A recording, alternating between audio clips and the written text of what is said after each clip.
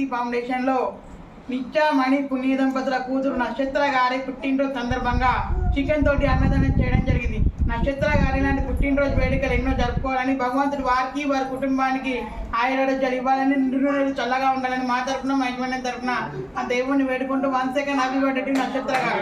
ఇలాంటి సహాయ సహకారాలు ఎన్నో థ్యాంక్ యూ వెరీ మచ్.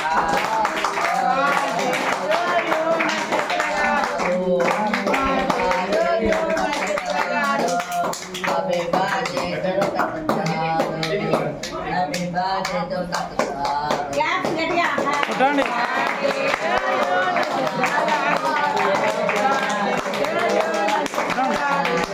కొట్టండి కొట్టండి.